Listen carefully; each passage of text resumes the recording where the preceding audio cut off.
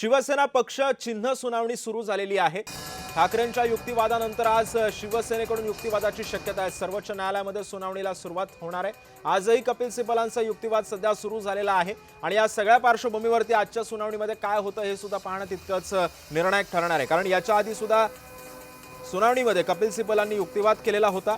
आजच्या सुनावणीच्या पार्श्वभूमीवर कपिल सिब्बलांचा युक्तिवाद पुन्हा एकदा सुरू झालेला आहे। पक्षाची खरी ओळख, विधिमंडळातील बहुमत विरुद्ध संघटनात्मक बहुमत आणि निवडणूक आयोगाचा अधिकार आणि आमदार अपात्रता या मुद्द्यांभोवती ही आजची सुनावणी फिरण्याची शक्यता आहे। आणि या सगळ्या पार्श्वभूमीवरती मागच्या युक्तिवादानंतरही त्यांनी याच मुद्द्यावरती आयोगाच्या निर्णयांवरती काही प्रश्न उपस्थित केले होते। त्यानंतर कोर्टाकडून सुद्धा त्यांना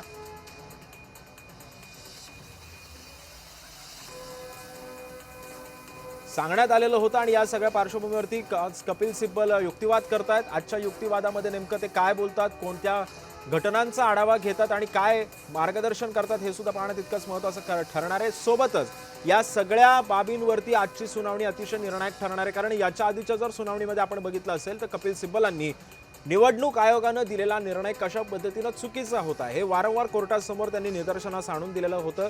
ठाकरेंच्या पक्षाच्या बाजूने जो काही त्यांना युक्तिवाद करायचा होता, जे काही धागेदोरे त्यांना कोर्टासमोर सादर करायचे होते ते त्यांनी केलेले होते। आणि आजच्या सुनावणीमध्ये नेमकं कपिल सिब्बल काय करतात, काय बोलतात हे सुद्धा पाहणं तितकंच महत्त्वाचं ठरणार आहे। सिब्बलांनी सुभाष देसाई केसचा दाखला सुद्धा आजच्या सुनावणीमध्ये दिलेला आहे। सिब्बलांकडून घटनेचा कलम 10चा दाखला देण्यात आलेला आहे। आजच्या सुनावणीमध्ये कपिल सिब्बलांनी ठाकरेंची शिवसेना हाच राजकीय पक्ष असल्याचं कोर्टामध्ये बोलून दाखवलंय। ठाकरेंची शिवसेना हाच राजकीय पक्ष एकमेव आहे। सिब्बलांनी सुभाष देसाई केसचा सुद्धा दाखला दिलेला होता आणि या सगळ्या पार्श्वभूमीवरची आजची सुनावणी ही निर्णायक ठरणार आहे।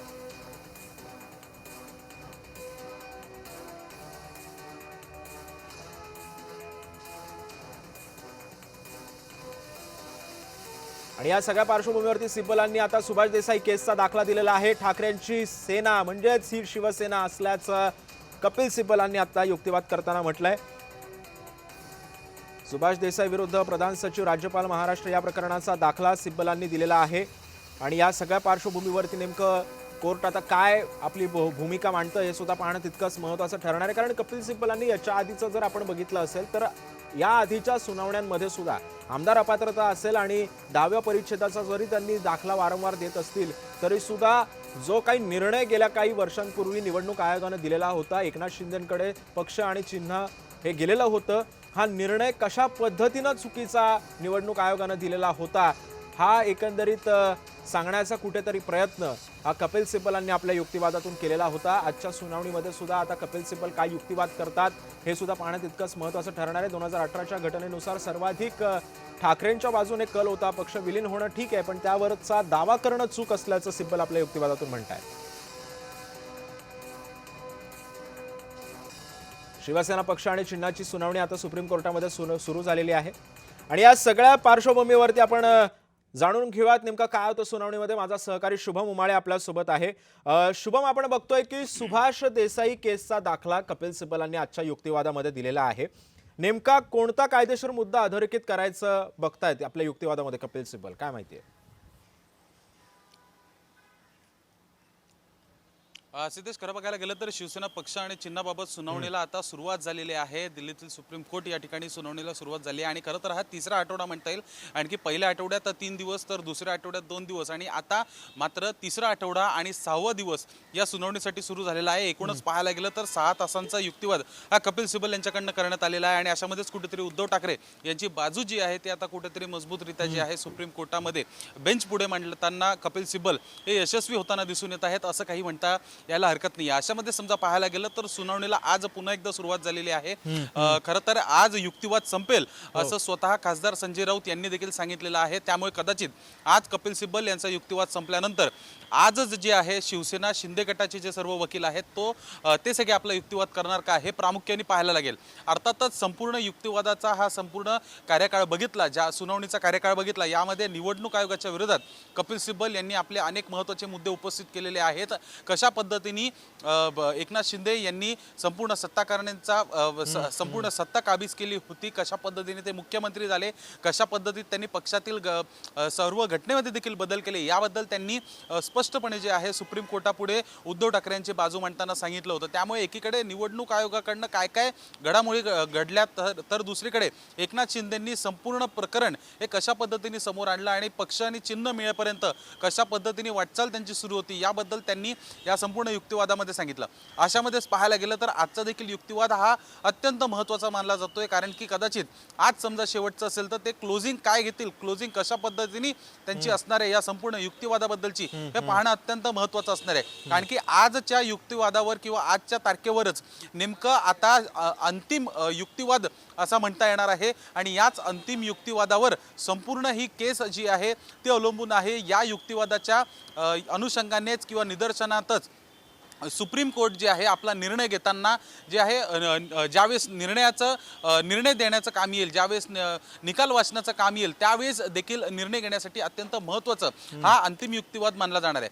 अशामध्येच पाहायला गेलं तर आता पुन्हा एकदा जे आहे सुनावणीसाठी सुरुवात झालेली आहे, त्याचे अपडेट्स जे आहेत ते समोर येत आहेत आणि अशामध्येच आजच्या सुनावणीमध्ये कपिल सिब्बल नेमकं काय काय बोलत आहेत याचे हे जे आहेत ते आता समोर येत आहेत। समजा पाहायला गेलं तर आमदार अपात्रता प्रकरणात विधानसभा अध्यक्षांनी चुकीचा निर्णय दिलेला आहे असा युक्तिवाद आता सिब्बल यांच्याकडनं करण्यात आलेला आहे। त्यामुळे एकीकडे निवडणूक आयोगाच्या विरोधात मागील सर्व तारखांमध्ये त्यांनी युक्तिवाद केला होता, तर आज मात्र सुरुवातीलाच त्यांनी जे आहे विधानसभा अध्यक्ष यांनी चुकीचा निकाल दिला आहे, चुकीचा निर्णय दिला हे सिब्बल आता म्हणतात।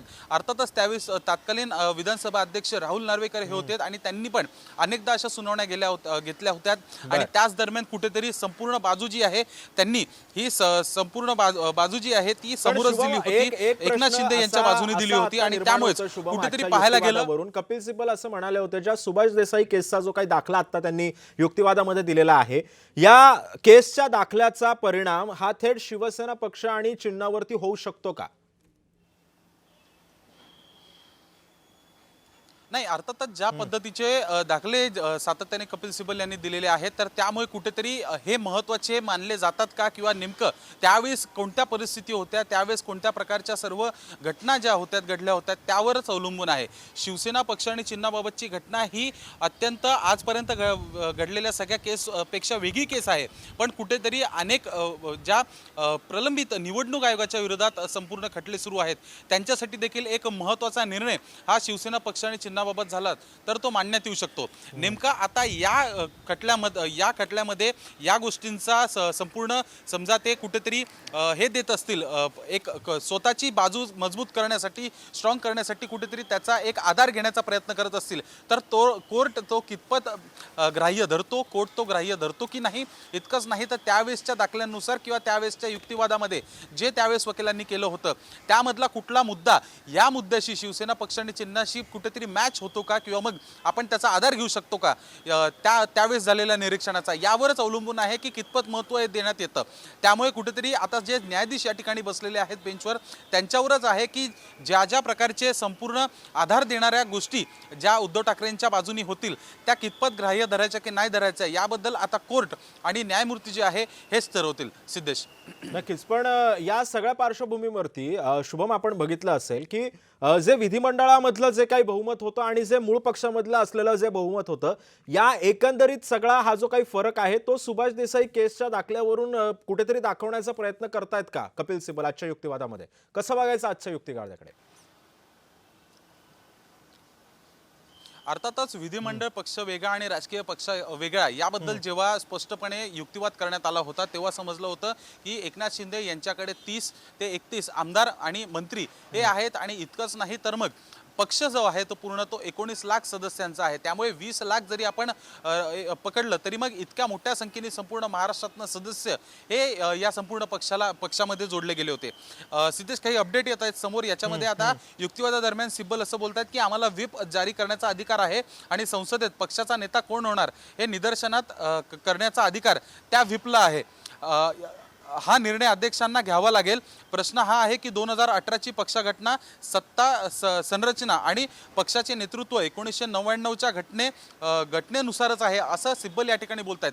त्यामुळे हे जे बदल करण्यात आले होते त्याचा एक कुठेतरी स्ट्रॉंग पॉईंट म्हणजे ज्यानुसार अंतिम सुनावणीच्या दिशेला कपिल सिब्बल जाताना दिसून येत आहेत, त्यामुळे कुठेतरी ठळक मुद्दे आणि थेट अनेक गोष्टींच्या आधारे किंवा पुराव्यांसहित या ठिकाणी घेताना दिसून येत आहेत, ज्यामध्ये ते म्हणतात की 1999ची जी घटना आहे त्यानुसारच संपूर्ण घटना जी आहे ती सुरू होती आणि अध्यक्षांना याबद्दलचा निर्णय जो आहे तो घ्यावा लागेल असं देखील ते बोलत आहेत। प्रश्न एवढा आहे की 2018ची पक्ष घटना ही सत्ता संरचना ही पक्ष नेतृत्व हे 1999 पासूनच्या अशाच पद्धतीने सुरू असल्याचं हे त्या ठिकाणी बोलत आहेत। इतकंच नाही तर व्हीप बद्दल देखील ते या ठिकाणी बोलतात की आम्हाला व्हीप जारी करण्याचा अधिकार आहे आणि संसदेत पक्षाचा नेता कोण होणार हे निदर्शित करण्याचा अधिकार त्या व्हीपला आहे। त्यामुळे जो व्हीप बजावण्यात आला होता आणि ज्या व्हीप नंतर सगळे खासदार जे एकनाथ शिंदेसोबत गेले होते ते उद्धव ठाकरेंच्या विधिमंडळ पक्षाचा जो गटनेता होता त्यांच्या व्हीपवर आले नव्हते, त्या दरम्यान या ठिकाणी उल्लेख होत आहे। आणि कुठेतरी या संपूर्ण कालावधीत जो आता मागील 4 दिवसांचा कालावधी गेला त्या याच्यामध्ये कुठेतरी अभ्यास जो आहे तो आता समोर आलेला आहे की व्हीप जारी करण्यामागच्या संपूर्ण ज्या नियमावली या संविधानानुसार या घटनेमध्ये लिहिलेल्या आहेत त्याच्या आधारित समजा हा व्हीप मांडल्यानंतर हे सगळे आमदार आले नाहीत तर मग त्या पद्धतीचे सगळे निर्णय घेण्याचा अधिकार हा गटनेत्याकडे असतो असं देखील आता सिब्बल कोर्टापुढे सांगू पाहत आहेत। सिद्धेश, बरं, पण जर असं जसं तू आता बोलताना जो काही उल्लेख केलेला होता 2018च्या घटनेनुसार, 2000 घटनेच्या जर तो जो नियम आहे तो जर ग्राह्य धरला तर शिवसेना बाजू म्हणजे शिवसेना पक्षावरती जो काही शिक्कामोर्तब आहे तो ठाकरेंच्या बाजूने हा कल गेल्याचं पाहायला मिळतं का एकंदरीत या सगळ्या मुद्द्यावरून जर तो ग्राह्य धरला कोर्टामध्ये तर? नक्कीच समजा तो ग्राह्य धरला जातो तर मग कुठेतरी ठाकरेंच्या बाजूने निकाल जाण्यासाठी एक मोठी मदत या मुद्द्यामुळे होऊ शकते आणि सिब्बल हेच कुठेतरी कोर्टाला पहिल्या दिवशीच्या सुनावणीपासून पटवण्याचा प्रयत्न कोर्टापुढे करताना दिसून येत आहेत की कशानुसार घटना या बदलल्या गेल्यात आणि याच्या आधी म्हणजे ज्यावेळेस एकनाथ शिंदेंनी हा संपूर्ण उठाव केला होता त्यावेळेस आधी जी राष्ट्रीय कार्यकारिणीची बैठक झालेली त्याच्यामध्ये निर्णय कशा पद्धतीने गेले होते। इतकंच नाही तर ज्यावेळेस गटनेता हा निवडला गेला, ज्यावेळेस स्वतः मुख्यमंत्रीपदी उद्धव ठाकरे होते त्यावेळेस त्यांनी त्यांच्या पक्षाचा जो गटनेता निवडला होता आणि ज्यांच्यानुसार व्हीप जारी केला होता त्याबद्दल देखील कपिल सिब्बल हे कोर्टापुढे सांगताना दिसून येत आहेत की कशा पद्धतीने व्हीप हा बजावला होता, गटनेता यांनी हा बजावला होता आणि त्यावेळेस अनुपस्थिती ही या सर्व आमदारांची दिसली होती। सिद्धेश, नक्की, पण आपण एक बघूयात, एक अपडेट आलेली आहे या युक्तिवादासंदर्भातली। शुभम, मी ती घेऊन तुझ्याकडे येतो। कपिल सिब्बल असं आपल्या युक्तिवादामध्ये म्हणतात की आमदार अपात्रता प्रकरणावर बऱ्याच गोष्टी अवलंबून होत्या, संपूर्ण निकाल आमच्या विरोधातला नाहीये असंही कपिल सिब्बल आपल्या युक्तिवादातून म्हणतायत। त्यावेळी तुमची संख्या किती होती असंही सरन्यायाधीशांनी त्यांना विचारलं, तेव्हा एकूण 55 आमदार होते, शिंदेकडे 39 गेले असंही कपिल सिब्बल म्हणतायत। ठाकरेंची शिवसेना हाच राजकीय पक्ष आहे असंही सिब्बल म्हणतात। शुभम, अतिशय निर्णायक असा हा युक्तिवाद सध्या सुप्रीम कोर्टामध्ये सुरू आहे। जेव्हा सांगितलं की बहुमत आमच्याकडे होतं, शिंदेसोबत गेलेले आमदार होते 39 आणि आमच्याकडे होते ते 55, असा युक्तिवाद कपिल सिब्बलांनी केला। म्हणजे जो बहुमताचा आकडा होता तो अर्थातच तो ठाकरेंकडे होता।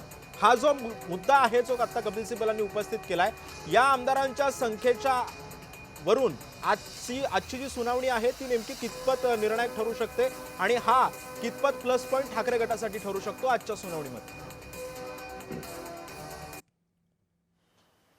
अर्थातच आजची सुनावणी ही अंतिम आहे याचबद्दल मी सांगतोय आणि अशामध्येच या संपूर्ण मुद्दे जे आहेत कपिल सिब्बल समोर जे आणत आहेत याच्यावर नेमका आता शिंदे गटाचे वकील काय युक्तिवाद करतात ते त्याच्यावर कशा पद्धतीने उत्तर देतात। इतकंच नाही तर यापुढे नेमकी प्रक्रिया सुप्रीम कोर्टाकडनं कशा पद्धतीने घेण्यात येते की ज्यामध्ये निकाल वाचण्याच्या वेळेस या सर्व गोष्टींचा आधार समोर जाईल हे पाहणं तेवढंच महत्त्वाचं असणार आहे। इतकंच नाही तर कपिल सिब्बल आता हे देखील बोलतायत की निवडणूक आयोगाने अगोदर अपात्रतेचा निकाल येण्याची वाट पाहायला पाहिजे होती असं ते म्हणतात। त्यामुळे अपात्रतेची जी संपूर्ण प्रक्रिया जी विधानसभा अध्यक्ष यांच्या दालनामध्ये सुरू होती यांच्याबद्दलची एक सुनावणी जी एका ठिकाणी सुरू होती तर त्याबद्दलची कुठेतरी निवडणूक आयोगाने वाट पाहायला हवी होती आणि त्याच्यानंतरच जो आहे अपात्रतेचा निकाल आल्यानंतर पक्ष चिन्ह आणि याच्याबद्दल विचार करायला हवा होता असं सिब्बल या ठिकाणी बोलतायत।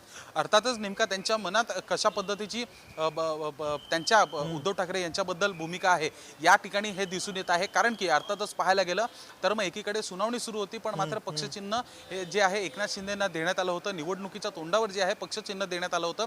त्यानंतर याच पक्षचिन्हाचा फायदा घेत एकनाथ शिंदे हे निवडणुकीच्या मैदानात उतरले आणि मैदानात उतरल्यानंतर त्यांनी जे आहे सत्ता काबीज केली होती. स्वतः मुख्यमंत्रीपदी विराजमान देखील झाले होते. अशामध्ये सिब्बल यांचं असं मत आहे किंवा उद्धव ठाकरे यांच्या संपूर्ण पक्षाचं मत आहे की त्यांनी थोडं थांबायला पाहिजे होतं आणि मग पक्षचिन्ह द्यायला पाहिजे होता, ना की त्यांनी लगेचच जो आहे निकाल लावला होता. पहिले विधानसभा अध्यक्ष यांच्या दालनामध्ये किंवा यांच्या कोर्टामध्ये जी केस सुरू होती त्याबद्दल त्यांनी वाट पाहायला पाहिजे होती, असं सिब्बल हे बोलताना दिसून येतात. सिद्धेश, नक्कीच, पण डिफेक्शनला रिवॉर्ड करू नका असा जो काही कपिल सिब्बल आजच्या सुनावणीमध्ये जो काही युक्तिवाद करतायत, या सगळ्या सुनावणीचा केंद्रबिंदू म्हणायचं का शुभम मग आजच्या या सगळ्या युक्तिवादावरून?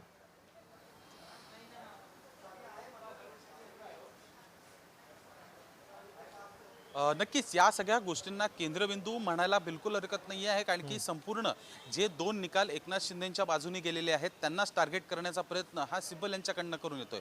पहिले म्हणजे विधानसभा अध्यक्ष आणि दुसरं म्हणजे निवडणूक आयोग, आणि याच दोन गोष्टींच्या आधारे एकनाथ शिंदे यांनी कुठेतरी संपूर्ण ही जी रणनीती होती आणि हा संपूर्ण शिवसेना पक्ष आणि चिन्हाबद्दलचा हे संपूर्ण एक वेगळं धोरण एकनाथ शिंदेंनी समोर आणलं होतं, त्याच्यात त्यांचा विजय झाला होता. आणि याच्याच विरुद्ध जे आहे सिब्बल यांचा हा खटला सुरू आहे उद्धव ठाकरेंसाठी, आणि त्यामध्येच हा एक महत्त्वाचा केंद्रबिंदू जो आहे तो मानला जाऊ शकतो. सिद्धेश, नक्कीच, पण शुभम आपण बघतोय की सध्या कसं झालं की 2018चा जी काही त्यांनी जो काही या घटनेचा जो काही दाखला दिलाय, जर या 2018च्या घटनेचा जर कोर्टानं खरंच जर विचार केला तर या सगळ्या बाजूनं जर आपण बघायचं झालं तर मग ठाकरेंच्या बाजूनं कितपत पारडं जड वाटतंय, आणि जर ठाकरेंची बाजू जर तितकीच जर भक्कम असेल तर मग शिंदेंना युक्तिवाद करायला कितपत आव्हानात्मक ठरू शकते याच्यानंतर युक्तिवादामध्ये? अर्थातच अंतिम युक्तिवाद हा या ठिकाणी आता सध्या उद्धव ठाकरेंच्या बाजूचा सुरू आहे. अशामध्येच बरेच मोठे आव्हानं जे आहेत ते समोर येत आहेत, कारण की समजा सातत्याने पाहायला गेलं तर मग की पॉईंट समजा बघितले तर मग शिंदेंनी ज्यानुसार संपूर्ण बाबी समोर मांडलेल्या आहेत निवडणूक आयोगापुढे, इतकंच नाही तर विधानसभा अध्यक्ष यांच्या देखील पुढे, अशामध्येच कुठेतरी त्यांची ही संपूर्ण बाजू जी आहे ही सगळ्यांना माहिती आहे, आणि त्यामुळेच कुठेतरी युक्तिवाद करण्यासाठी कपिल सिब्बल यांना हा संपूर्ण सुनावणी दरम्यान युक्तिवाद करायला कुठेतरी गोष्टी सोप्या गेल्या आहेत असं म्हणण्यास हरकत नाही. पण अशामध्ये जे युक्तिवाद आता सिब्बल यांनी केलेले आहेत त्याच्यावर नेमकं काय रिप्लाय देतात, कशा पद्धतीने काउंटर हे शिंदेचे वकील करतात, याच्यावर संपूर्ण महत्त्वाचा भाग हा सध्या अवलंबून आहे. कारण की त्यांची जी आता पुढची सुनावणीची तारीख असेल किंवा मग आजपासूनच समजा युक्तिवादाला सुरुवात होणार असेल तर मग तेवढी वेळ ही आजची वेळ पुरेशी असणार आहे का, की पुन्हा एकदा नवीन तारीख हे आता शिंदे गटाकडनं मागण्यात येते, हे पाहणं महत्त्वाचं आहे. पण या संपूर्ण दरम्यान कपिल सिब्बल यांना काउंटर करण्यासाठी जे मुद्दे आहेत, पण शुभम आणखी एक मुद्दा या सुनावणीमध्ये एक अतिशय गांभीर्याने घ्यायला लागेल, तो म्हणजे असा की अपात्रतेचा जो काही मुद्दा आहे, जो काही संख्याबळाचा जो काही मुद्दा आहे, याच्यावरूनच न्यायालयानं कपिल सिब्बलांना प्रतिप्रश्न केलेला होता की आजच्या सुनावणीमध्ये तो मुद्दा ग्राह्यच धरला जाणार नाही. मग आता जर तसं होत असेल तर मग युक्तिवाद नेमका काय, म्हणजे आता याला डिफेंड करण्यासाठी आता नेमकं कोणतं ब्रह्मास्त्र काढू शकतात आता कपिल सिब्बल?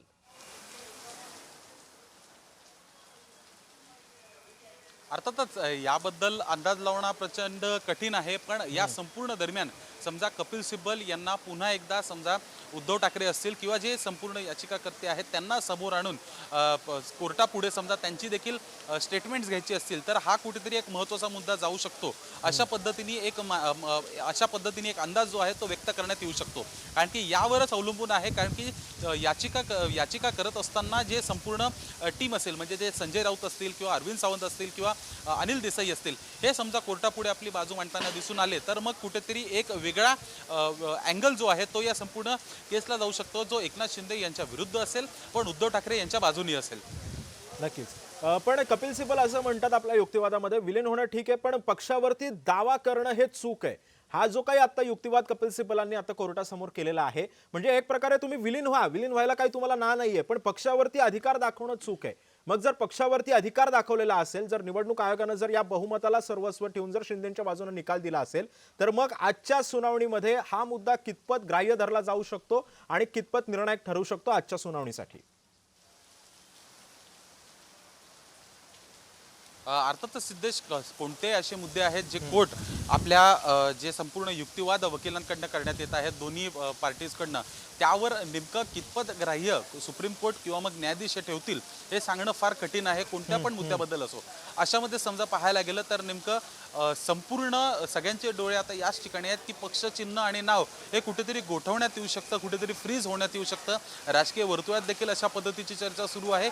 इतकंच नाही तर मग अनेकदा चर्चा होत असताना अशाच पद्धतीने बोलण्यात येत आहे की पक्ष आणि चिन्ह हे कदाचित फ्रीज होऊ शकतं काही काळासाठी, काही वेळेसाठी. अशामध्ये नेमकं निवडणुका सध्या आता कोणत्याच महाराष्ट्रामध्ये नाही आहेत, कोणत्याच प्रकारच्या निवडणुका नाही आहेत, स्थानिक स्वराज्य संस्थेच्या कोणत्याच प्रकारच्या निवडणुका नाही आहेत. अशामध्येच या कार्यकाळामध्ये कुठेतरी उद्धव ठाकरे यांना दिलासा मिळू शकतो. तर दिलासा जरी भेटला तरी मात्र दुसरीकडे अशी बाजू आहे की समजा येणाऱ्या काळात एकनाथ शिंदे यांनी पुन्हा एकदा त्याबद्दलची मागणी केली किंवा अजून वरिष्ठ ठिकाणी या ठिकाणी समजा गेलेत, तर मग कुठेतरी एकनाथ शिंदे यांना संपूर्ण या प्रकरणामध्ये फायदा होईल की नाही. पण अशाच पद्धतीत हा खटला सुरू राहिला तर मग एक चुकीचा मेसेज हा देखील जनतेपुढे जाऊ शकतो. सिद्धेश, नक्कीच. पण शुभम, एक या निमित्तानं एक प्रश्न असा निर्माण होतो की जर 2018च्या घटनेचा जर दाखला वारंवार कपिल सिब्बल जर देत असतील कोर्टासमोर आणि जर कोर्टानं 2018चा जर ती घटना जर त्यांनी ग्राह्य धरली, तर जो 2023ला जो काही निवडणूक आयोगानं निर्णय दिलेला होता तो आपल्याला सर्वांनाच परिचयाचा संबंध, महाराष्ट्रानं ते बघितलं काय घडलं 2023ला. 2023चा निर्णय अडचणीमध्ये येऊ शकतो का निवडणूक आयोगानं दिलेला आजच्या सुनावणीमधून, काय वाटतंय? अर्थातच याचबद्दल कपिल सिब्बल हे कुठेतरी कोर्टापुढे पटवू पाहत आहेत की 2018च्या घटनेनुसारच संपूर्ण पक्ष हा सुरू आहे आणि अशामध्येच पक्ष हा पुन्हा एकदा उद्धव ठाकरे यांना मिळावा यासाठीच आता हे संपूर्ण प्रयत्न सुरू आहेत. कारण की उद्धव ठाकरेंना समजा पक्ष आणि चिन्ह हे नाव मिळालं तर ते पुन्हा एकदा नव्याने उभं करू शकतात. तेवढी ताकद आज त्यांच्या मागे अजून देखील आहे. अजून देखील महाराष्ट्रातली जनता ही ठाकरेंच्या शिवसेनेवर विश्वास ठेवायला तयार आहे आणि अशामध्ये संपूर्ण पक्ष वाढवण्यासाठी कुठेतरी उद्धव ठाकरे यांना समजा 2018च्या घटनेनुसारच निकाल हा समोर येतो तर मग त्यानुसार जाईल. पण समजा तशा पद्धतीने नाही आला तर मग एकनाथ शिंदे हेच आता जे मुख्य नेता म्हणून आहेत, ज्या पदवर देखील कपिल सिब्बल यांनी प्रश्न उपस्थित केलेला आहे की शिवसेनेच्या घटनेनुसार पक्ष प्रमुख ही घटना आहे पण मुख्य नेता म्हणून असं कोणतंही पद नाही आहे आणि हे एकनाथ शिंदे यांनी घटनेमध्ये बदल करून घेतलेला आहे. तर अशामध्येच कुठेतरी अडचणींमध्ये वाढ ही होऊ शकते एकनाथ शिंदेसाठी. आणि दुसरीकडे समजा पाहायला गेलं तर कोर्टाने समजा त्यांच्या बाजूने निकाल दिला तर मग ज्या संपूर्ण घटना एकनाथ शिंदेंनी या आता त्यांच्यानुसार बदल केलेले आहेत जे मुख्य नेते म्हणून आहेत, तर तेच भविष्यामध्ये अमर्यादित काळासाठी शिवसेनेत काही मुख्य नेते राहतील आणि पक्ष आणि चिन्ह हा देखील त्यांच्याच. खरं शुभम, काही अपडेट्स येतात या सुनावणी संदर्भातले, ते घेऊन मी तुझ्याकडे पुन्हा एकदा येतो. प्रभू व्हीप होते, त्यांनी गोगावलेंना नोटीस दिली असं कपिल सिब्बल म्हणताय. शिंदेच्या बाजूचा व्हीप लागू होऊ शकत नाही असंही कपिल सिब्बल म्हणतायत. या सगळ्या पार्श्वभूमीवर अध्यक्षांनी अधिकाराची मर्यादा ओलांडली असंही कपिल सिब्बलांनी म्हटलेलं आहे. अध्यक्षांनी अधिकाराची मर्यादा ओलांडली असं कपिल सिब्बलांनी आपल्या युक्तिवादामध्ये म्हटलेलं आहे. व्हीप जारी करण्याचा निर्णय आम्हाला होता असंही कपिल सिब्बल म्हणतायत. संसदेमध्ये पक्ष नेता निवडण्याचाही अधिकार आम्हालाच होता असंही कपिल सिब्बल म्हणताय. शुभम, जसा तू मगाशी म्हणाला होता, जे काही व्हीपच्या संदर्भामध्ये जे काही तू विश्लेषण केलेलं होतं, व्हीपचा अधिकार सर्वस्वी आम्हाला होता, विधानसभा अध्यक्षांनी चुकीचा निर्णय दिला असं कपिल सिब्बल म्हणतायत. एकंदरीतच राजकीय पक्ष, विधिमंडळात पक्ष हे वेगवेगळे असतात, घेतलेले निर्णय कायद्याबाहेरचे असतात असंही कपिल सिब्बल म्हणतात. एकंदरीतच या युक्तिवादावरून काय वाटतंय, ठाकरेंचं पारडं जड झाल्याचं वाटतंय का आता या सगळ्या पार्श्वभूमीवर, आणि शिंदेसाठी हे कितपत आव्हानात्मक ठरू शकतो आजचा युक्तिवाद?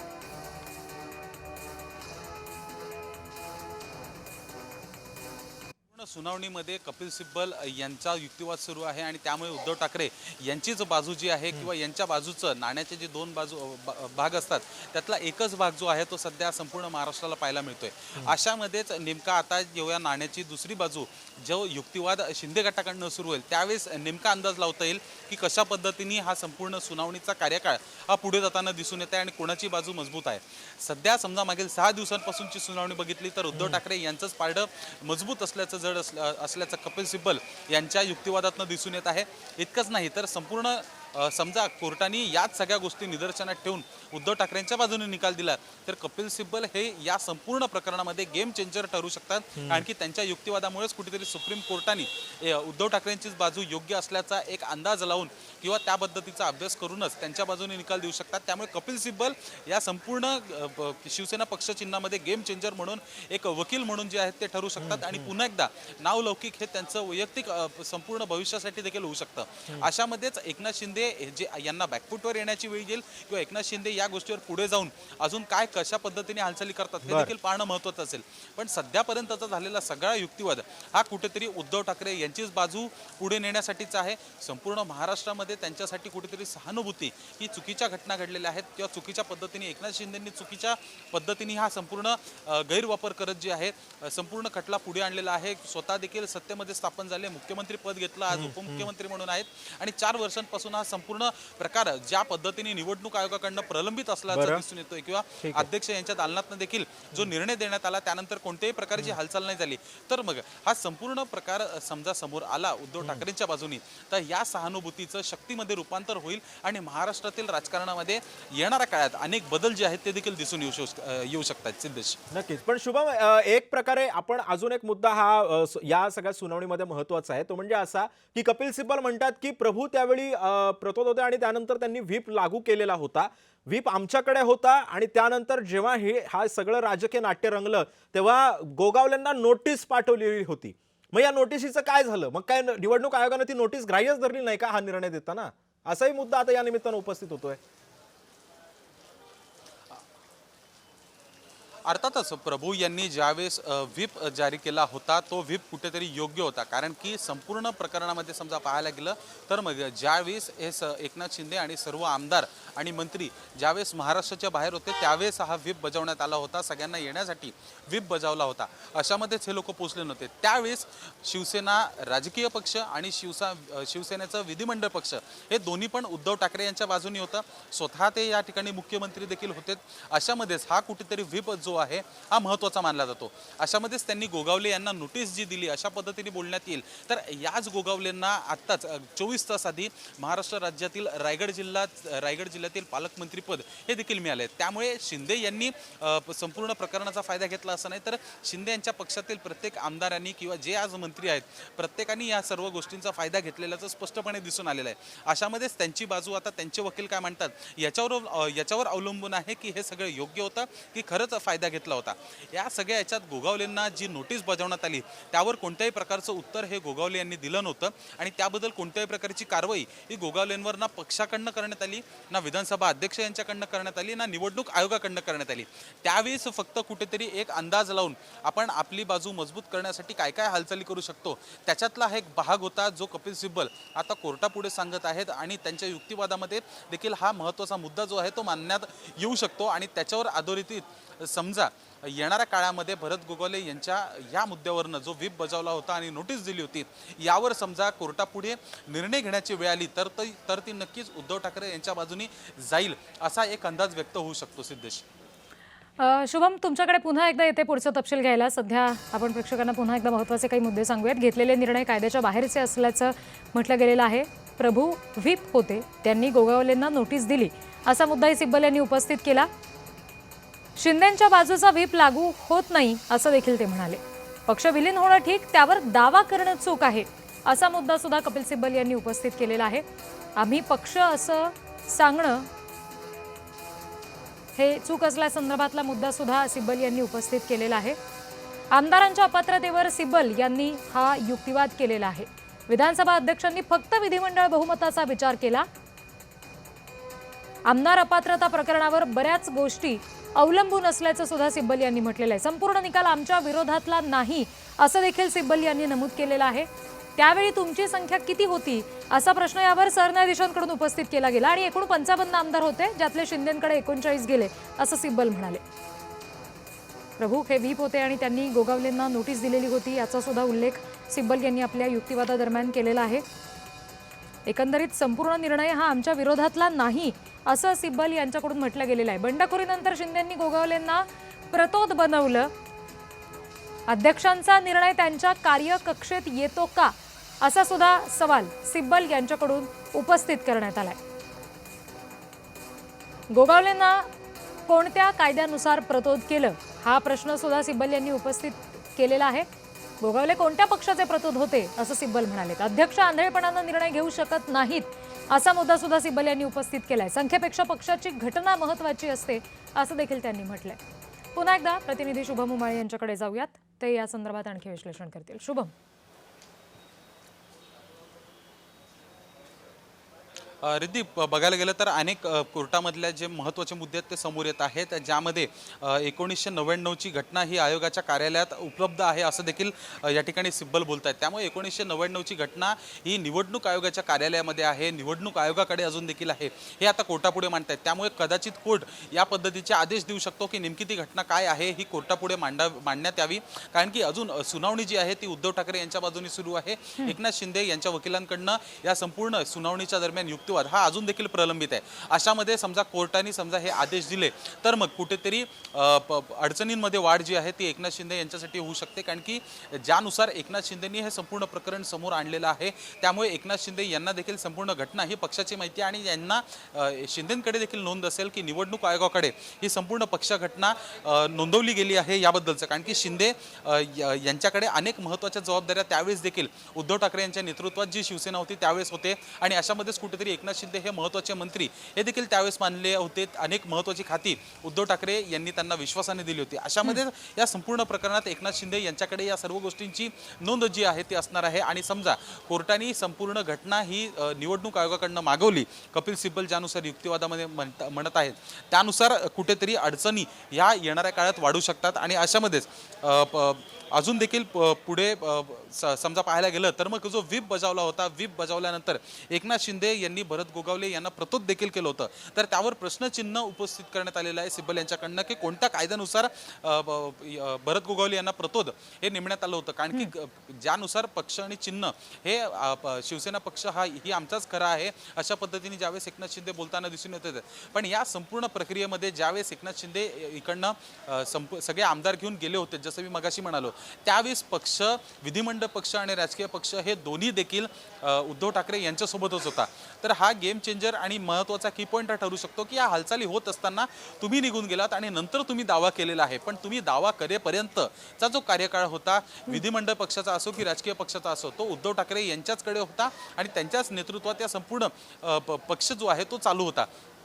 अशामध्येच पक्ष त्यांच्याकडे असताना तुम्ही गोगावलेंना कसं काय किंवा कोणत्या मुद्द्यावर प्रतोद बनवलं, हा आता कपिल सिब्बल यांनी हा सवाल आता अध्यक्षांच्या विरोधात जो आहे तो उभा केलेला आहे. संपूर्ण पक्षामधील घटनेतील बदल एकनाथ शिंदेंनी केले त्याच्यावर आता प्रश्न जो आहे तो उपस्थित केलेला आहे. अशामध्येच त्यावेळेस कुठेतरी गोगावलेंना प्रतोद बनवणं हे आता अडचणींमध्ये वाढ करू शकतं का, हा एक महत्त्वाचा प्रश्न या निमित्ताने या ठिकाणी उपस्थित होतो. इतकंच नाही तर सिब्बल आता हे देखील बोलत आहेत की अध्यक्षांनी पक्षाचं संविधान लक्षात घ्यायला हवं होतं. त्यामुळे एकीकडे निवडणूक आयोगाकडे असणारी घटना आणि पक्षाचं संविधान जे निवडणूक आयोगाकडे नोंद देखील आहे याबद्दलचा कुठेतरी अभ्यास जो आहे किंवा याबद्दलचं संपूर्ण निरीक्षण जे आहे ते अध्यक्षांनी करायला हवं होतं. अशा पद्धतीत आता कपिल सिब्बल जे आहेत ते कोर्टापुढे सांगतायत. अशामध्येच नेमकं त्यावेळेसचं जे संपूर्ण निकाल वाचन अध्यक्षांकडनं करण्यात आलं होतं त्यावेळेस त्या निकाल वाचनामध्ये हे दोन महत्त्वाचे मुद्दे होतेत का? कारण की समजा ते असतील तर तेच कुठेतरी शिंदे गटाचे जे सर्व वकील आहेत त्यांना युक्तिवादादरम्यान फायदेशीर ठरू शकतात असा एक अंदाज व्यक्त केला जाऊ शकतो. अशामध्येच अनेक की पॉईंट्स जे आहेत ते समोर शिंदे गटाकडनं देखील तयार असतील. कारण की समजा आज युक्तिवादाची संधी त्यांना देखील मिळते, आजच्या तारखेपासूनच त्यांना युक्तिवादाची संधी मिळते.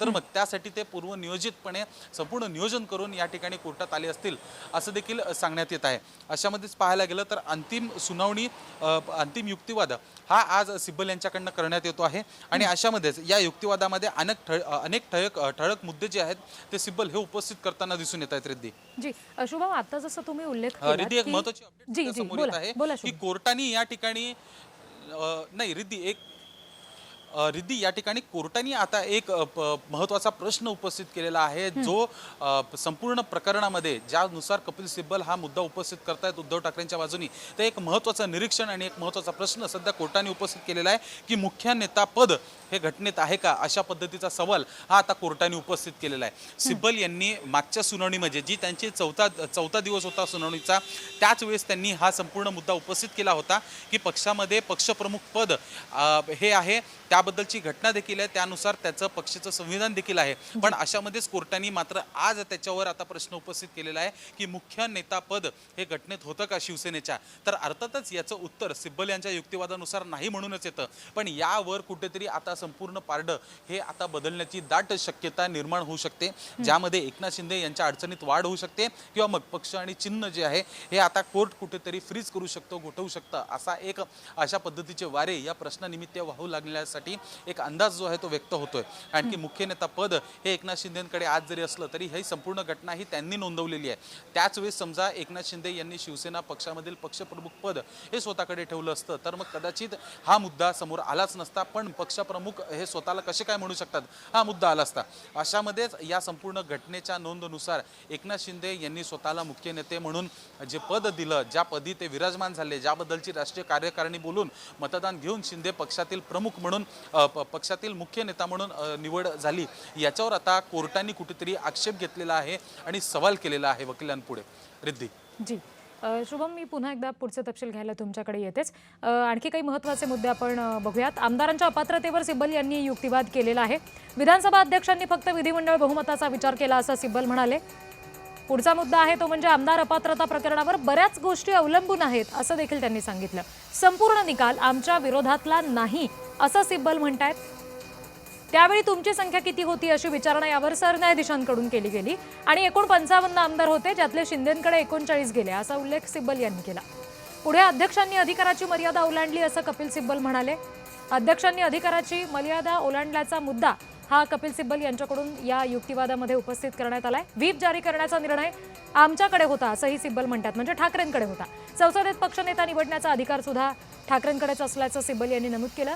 विधानसभा अध्यक्षांनी चुकीचा निर्णय दिलाय असं सुद्धा कपिल सिब्बल म्हणतात। यापूर्वी त्यांनी दिलेला निर्णय त्यांच्या अधिकार क्षेत्रात येतो का असा प्रश्न सिब्बल यांच्याकडून उपस्थित करण्यात आला होता आणि आता थेट अध्यक्षांनी जो निर्णय दिलाय तो चुकीचा आहे असं सिब्बल म्हणतात। घेतलेले निर्णय हे कायद्याच्या बाहेरचे आहेत असं सुद्धा कपिल सिब्बल यांचं म्हणणं आहे।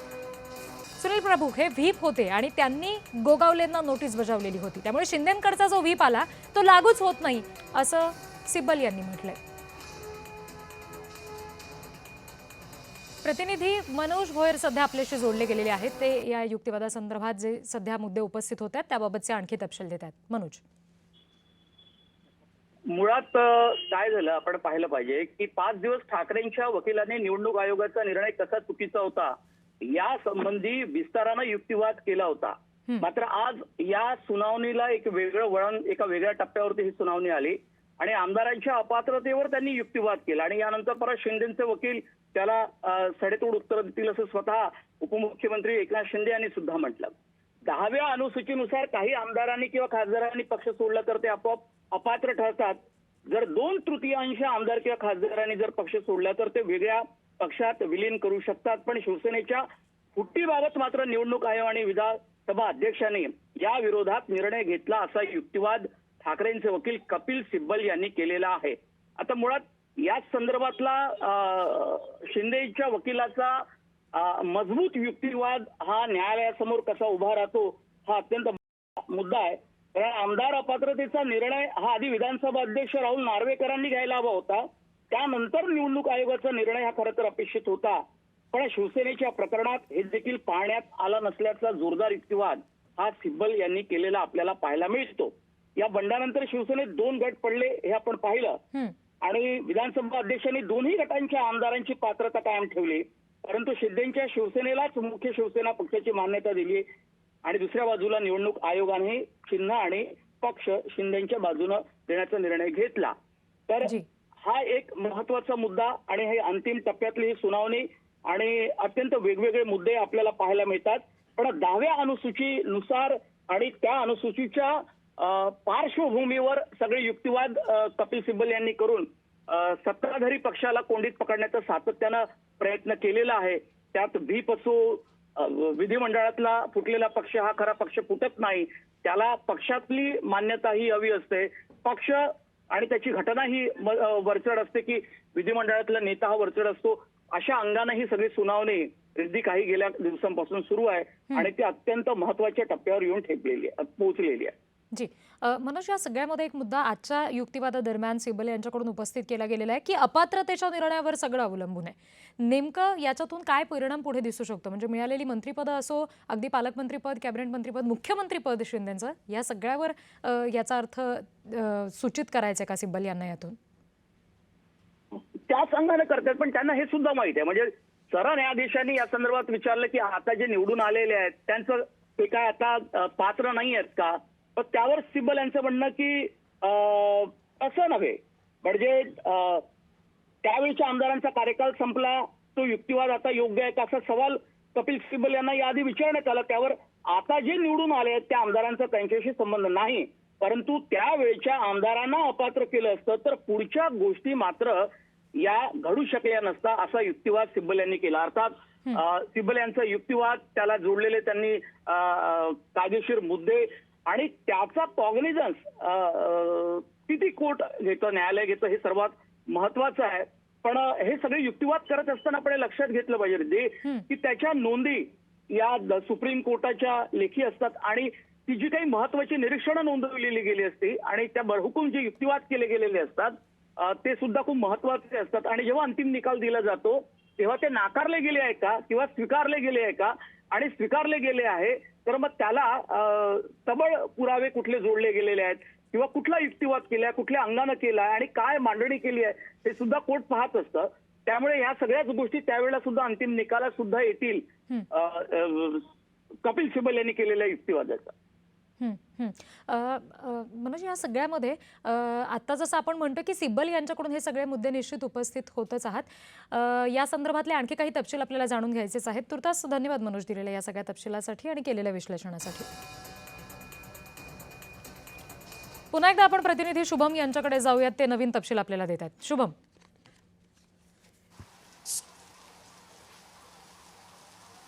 जी, अर्थातच रिद्धी समजा पाहायला गेलं तर ज्यानुसार मनोज सर यांनी हे संपूर्ण विश्लेषण दिलं आहे त्यामध्ये एक महत्त्वाचा मुद्दा हा सध्या त्यांच्यानुसार देखील आहे की ज्यानुसार आमदार अपात्र करण्याबद्दलची सुनावणी ही सुरू होती तर तीच कुठेतरी ठेवायला हवी होती, पण मात्र निवडणूक आयोगाने पक्ष आणि चिन्ह हे दिलं आणि त्याचमुळे हा संपूर्ण खेळखंडोबा जो आहे तो ज्यानुसार बदलला याबद्दल कपिल सिब्बल जे सांगताना दिसून येत आहेत त्याचबद्दल देखील मनोज सर हे देखील आता त्यांनी तशाच पद्धतीने या ठिकाणी नमूद केलं आहे. अशामध्येच पाहायला गेलं तर मग सुनावणी ही आता सुरू आहे, पाऊण तासापेक्षा जास्तचा कालावधी या ठिकाणी झालेला आहे. आजच्या सुनावणीचा हा 6वा दिवस आहे.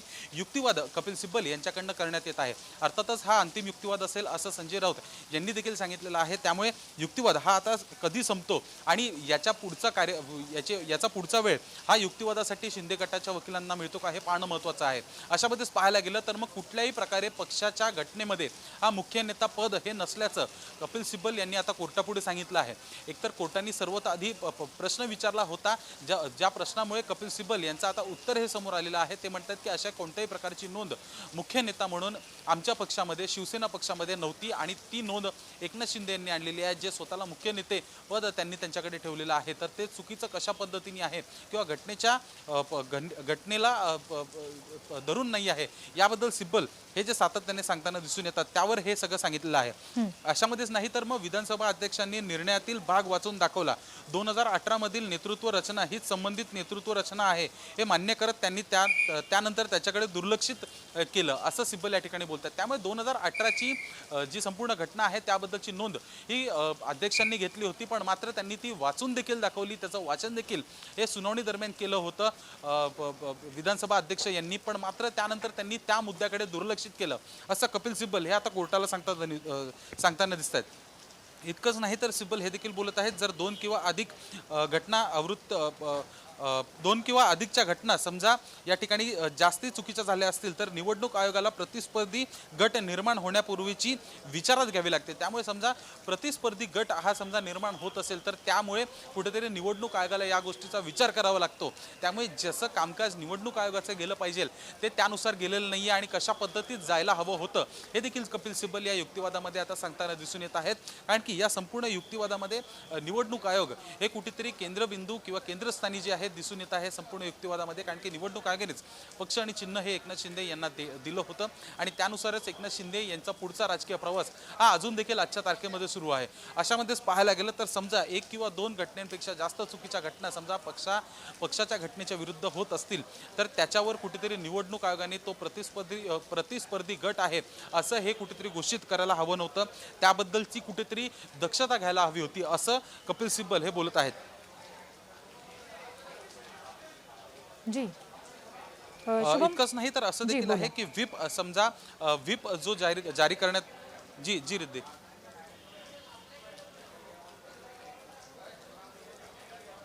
शुभम, आता जसं तुम्ही म्हणताय की हे सगळे मुद्दे हे सिब्बल यांच्याकडून उपस्थित केले गेलेले आहेत, मगाशी तुम्ही म्हणाला होतात की शिंदेंकडून सुद्धा आज मुद्दे उपस्थित केले जाणार आहेत. मागचे अनेक दिवस सिब्बल यांच्याकडून ठाकरेंची बाजू मांडली जाते. शिंदेंची बाजू मांडण्यासाठीचा नेमका किती वाजताचा वेळ दिला गेलेला आहे याबाबत काही माहिती आहे का?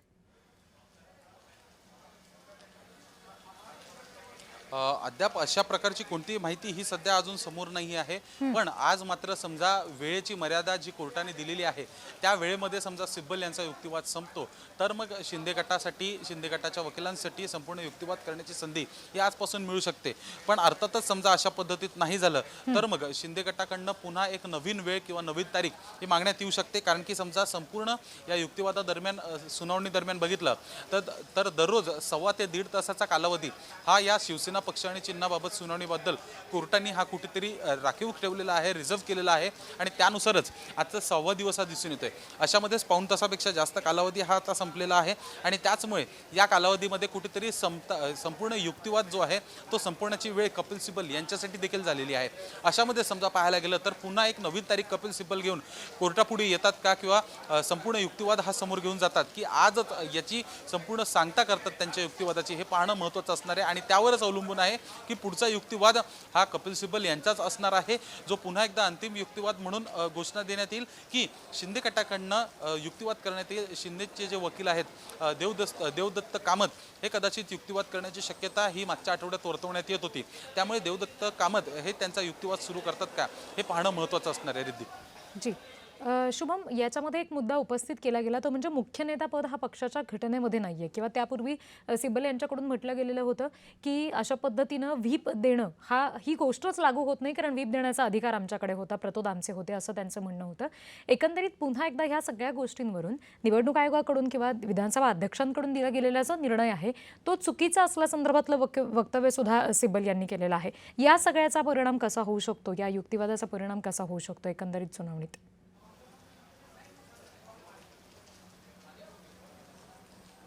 जी, अर्थातच या सर्व युक्तिवादादरम्यान आता कोर्टाने आता अजून एक टिप्पणी जी आहे, अजून एक वक्तव्य जे आहे ते सरन्यायाधीशांकडनं करण्यात आलेलं आहे. कोर्ट असं म्हणत आहे की पक्ष विभागला गेला तसा एक पॅराग्राफ 2 भागात करण्यात आला. अशा पद्धतीने आता या ठिकाणी कोर्ट जे आहे ते बोलताना दिसून येत आहे.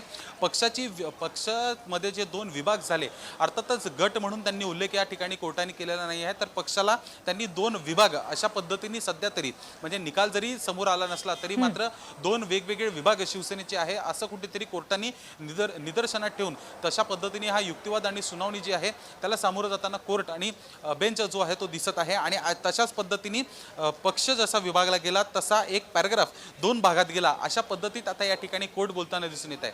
त्यामुळे या संपूर्ण प्रकरणामध्ये कोर्टाने फार क्वचित मुद्दे उपस्थित केले आहेत, फार क्वचित प्रश्न उपस्थित केले आहेत सिब्बल यांच्या युक्तिवादादरम्यान आणि फार क्वचित किंवा 1 किंवा 2च गोष्टींवर आपली प्रतिक्रिया नोंदवली आहे, ज्याच्यामध्ये आज देखील त्यांनी केलेली आहे की पक्षामध्ये विभाग जो आहे ते पडलेले आहेत आणि अशाच पद्धतीने पॅराग्राफामध्ये 2 भाग झालेले आहेत असं देखील या ठिकाणी बोलताना कोर्ट हे आता दिसून येत आहे. अशामध्ये समजा पाहायला गेलं तर रिद्धी ज्यानुसार तू म्हणत होतीस तर मग शिवसेनेचा युक्तिवाद जो आहे तो कधी सुरू होतो हे पाहणं महत्त्वाचं असेल. पण लवकरात लवकर ही संपूर्ण सुनावणी ही कोर्टाला देखील घ्यायची आहे आणि त्यानंतर निकाल देखील द्यायचा आहे. आणि निकालामध्ये कुठेतरी 2च गोष्टी होतील. एक तर निकाल समजा उद्धव ठाकरे यांच्या बाजूने जाईल किंवा मग कोणाच्याही बाजूने न जाता पक्ष आणि चिन्ह हे फ्रीज करण्यात येईल.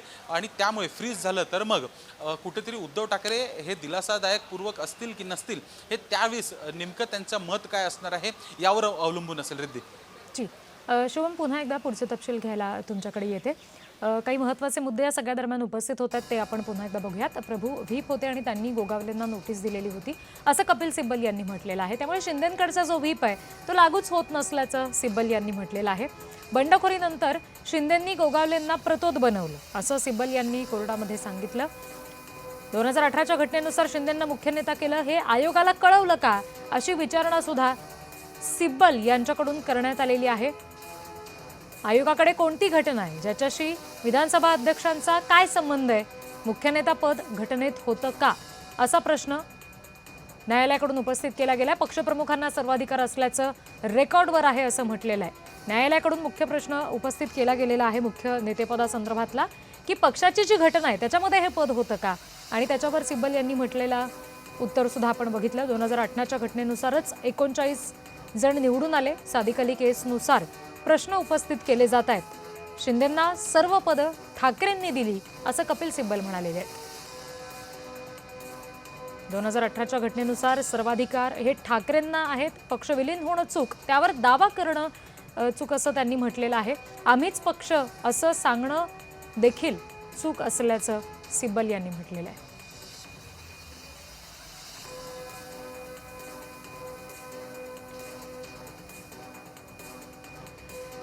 शुभम, तुम्ही आमच्याशी असेच जोडलेले राहा. पुढचे महत्त्वाचे तपशील आपल्याला प्रतिनिधी मनोज भोयर देत आहेत. मनोज.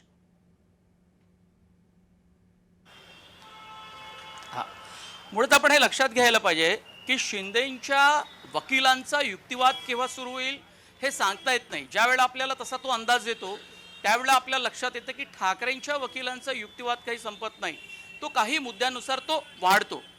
पण आजच्या सुनावणीतले जर आपण की पॉइंट्स पाहिले, महत्त्वाचे मुद्दे पाहिले, तर निवडणूक आयोगाच्या निर्णयावर कपिल सिब्बल यांनी महत्त्वाचा आक्षेप घेतला होता. आणि आक्षेप घेत असताना त्यांच्या युक्तिवादाचा जो वेळ होता तो खूप वाढला. आणि मग आमदार अपात्रतेचा निर्णय आधी का नाही, म्हणजे हा एक विषय अत्यंत महत्त्वाचा जो होता आणि तो विधानसभा अध्यक्षांच्या अखत्यारीतला होता. तर ठाकरे गटाचा प्रमुख युक्तिवाद असा होता की आमदारांच्या अपात्रतेचा प्रश्न प्रलंबित असताना त्या आमदारांच्या संख्येच्या आधारे पक्षाची ओळख निश्चित करणं हे योग्य नाही. तोही एक महत्त्वाचा मुद्दा होता. फक्त संख्याबळावर खरा पक्ष ठरवता येणार नाही. सर्वोच्च न्यायालयानं यापूर्वीही संकेत दिले आहेत की राजकीय पक्षाची ओळख ठरवताना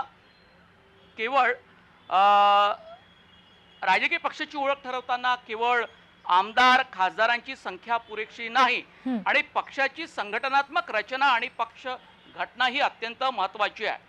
आता पक्ष आणि विधिमंडळ पक्ष यातील फरक महत्त्वाचा आहे. तोही एक मुद्दा आपण सुनावणी दरम्यानचा जो आलेला आहे अधोरेखित झाला की कोर्टाच्या आधीच्या निरीक्षणानुसार मूळ राजकीय पक्षाचा निर्णय हा केवळ विधिमंडळ पक्षातील बहुमतापेक्षा वरचढ ठरू शकतो. हा मुद्दा ठाकरे गटासाठी महत्त्वाचा आहे. आता या निमित्तानं आपण पाहिलं की हे सगळं इतकी प्रदीर्घ काळ ही सुप्रीम कोर्टामध्ये सुनावणी सुरू असताना आपण हेही पाहिलं रिद्धी की 6 खासदार सुद्धा फुटून एकनाथ शिंदे यांच्या पक्षामध्ये म्हणजे मूळ शिवसेना पक्षामध्ये ते निघून गेले. आणि मग त्यांना अपात्र कसं करता येईल या संदर्भात संजय राऊत, अरविंद सावंत आणि खासदार देसाई यांनी सुप्रीम कोर्टामध्ये प्रयत्न केले. त्यानुसार उद्धव ठाकरे गटाच्या 6 खासदारांच्या शिंदे गटात विलिनीकरणाला लोकसभा अध्यक्षांनी मान्यता दिल्याच्या प्रकरणातही सर्वोच्च न्यायालयीन प्रक्रिया सुरू आहे. या 6 खासदारांना नोटीस दिल्याचं सुद्धा दिल्याची माहिती आपल्या हातामध्ये येत आहे. आता सुप्रीम कोर्टाचा जो अंतिम निकाल फक्त धनुष्यबाण कुणाचा एवढ्यापुरती मर्यादित नसेल. वारंवार या मधल्या काळामध्ये आपण लक्षात येत असेल की नव्यानं जेव्हा सुनावणी सुप्रीम कोर्टात सुरू झाली त्यावेळेला 10व्या परिशिष्टाचा जो मुद्दा आहे तो सातत्यानं पुढे येतोय. म्हणून केवळ धनुष्यबाण कोणाचा एवढ्यापुरती हा मुद्दा लक्षात मर्यादित राहणार नाही, तर पक्षातील फूट, आमदारांची अपात्रता, पक्ष संघटनेचं नियंत्रण आणि निवडणूक आयोगानं पक्षाची ओळख ठरवण्याची पद्धत या सर्व मुद्द्यावर त्याचा परिणाम होणार आहे. कारण विधिमंडळ पक्षाचा नेता जो गटनेता असतो तो मुळात ठरवण्याचा अधिकार जर पक्ष संघटनेला आणि नेतृत्वाला तर मग विधिमंडळातला जो कोणता पक्ष असेल तो खरा की त्याचे अधिकार महत्त्वाचे किंवा अंतिम की मग पक्षाचे, हा एक मोठा वाद या निमित्तानं चर्चेला येतो. आणि त्या अनुषंगानं कपिल सिब्बल यांनी युक्तिवाद अत्यंत प्रदीर्घ काळ केलेले आहेत.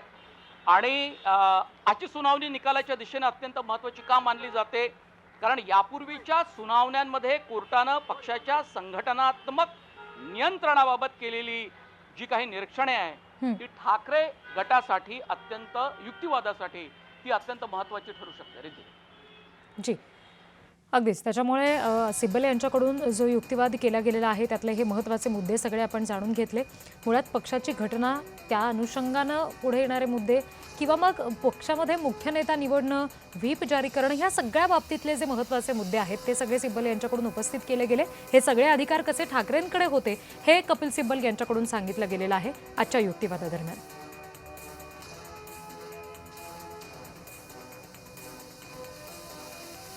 पुन्हा एकदा आपण प्रतिनिधी शुभम उमाळे यांच्याकडे जाऊयात. शुभम, काय नवीन तपशील आहेत सध्याच्या युक्तिवादादरम्यानचे?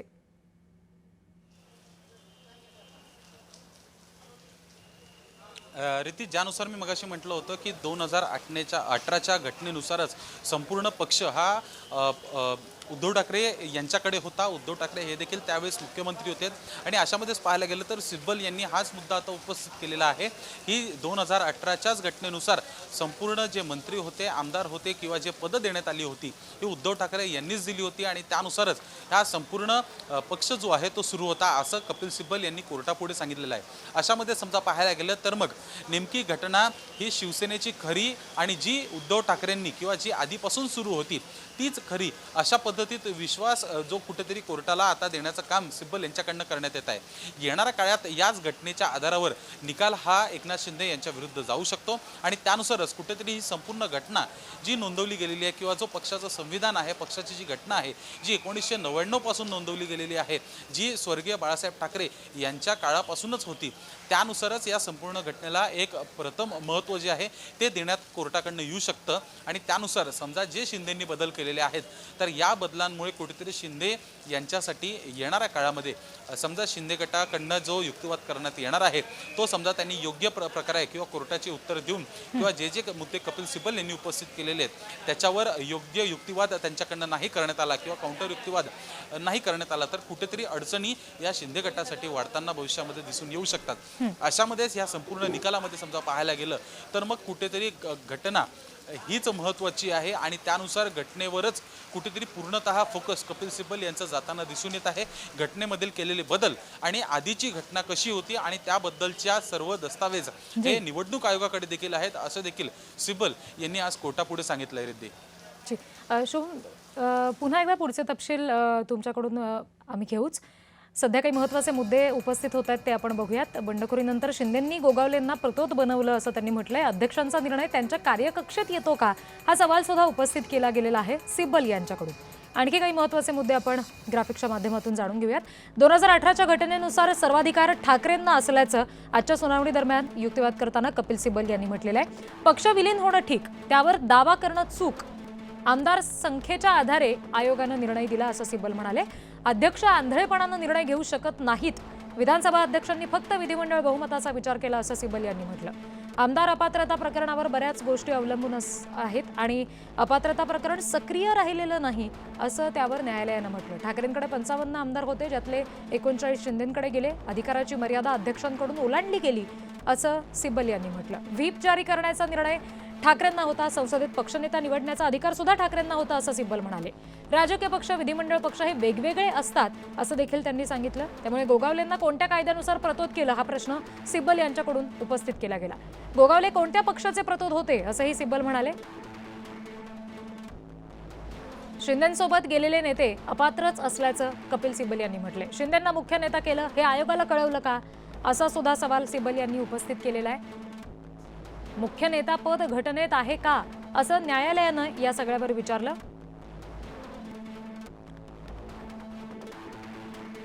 पुन्हा एकदा प्रतिनिधी शुभम उमाळे यांच्याकडे आपण जाऊयात. शुभम, शिंदेंसंदर्भात किंवा त्यांच्या सगळ्या आमदारांसंदर्भात, त्यांच्यासोबत गेलेल्या आमदारांसंदर्भात प्रश्न उपस्थित केले जात आहेत जे शिंदेंच्या वकिलाकडून त्याच्या संदर्भातला युक्तिवाद किंवा त्याला उत्तरं दिली जातील निश्चित.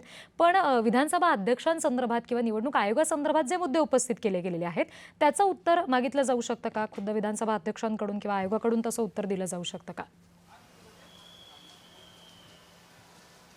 अर्थातच कुठेतरी कोर्टाला आता देखील कळलेलं आहे की हा संपूर्ण युक्तिवाद हा संपूर्ण महाराष्ट्र बघतोय. संपूर्ण देशातनं या युक्तिवादाकडे लक्ष जे आहे ते जात आहे. कपिल सिब्बल यांचा युक्तिवाद जो आहे हा अनेक प्रकरणांमध्ये समोर आला होता आणि अशामध्येच शिवसेना पक्ष आणि चिन्हाच्या बद्दल जी सुनावणी सुरू आहे तो देखील युक्तिवाद हा जनतेसमोर येताना दिसून येत आहे. अशामध्येच समजा या संपूर्ण प्रकरणात कोर्टाने समजा निवडणूक आयोगाला विचारणा नाही केली किंवा अध्यक्षांपुढे विचारणा नाही केली की का आणि कोणत्या आधारे तुम्ही हे संपूर्ण मुद्दे दिले होते हे समजा स्पष्टपणे त्यांनी समजा विचारणा त्यांच्याकडनं करण्यात नाही आली किंवा त्याबद्दलच्या हालचाली नाही झाल्या तर कुठेतरी एक चुकीचा मेसेज हा जाऊ शकतो समोर आणि अशामध्येच कुठेतरी निवडणूक आयोग आणि अध्यक्ष हे आता कोर्टापुढे कुठेतरी उत्तर देण्यासाठी त्यांना आता भाग हा येईल आणि कोर्ट त्याबद्दल फक्त विचारणा करतं की प्रश्न उपस्थित करतं की त्याबद्दल काही कागदोपत्रीनुसार काही कारवाई देतं हे देखील पाहणं महत्त्वाचं असणार आहे. कारण की या संपूर्ण घटनेमध्ये समजा पाहायला गेलं तर मग अध्यक्ष यांनी जो निर्णय दिला होता आणि निवडणूक आयोगाने जे पक्षचिन्ह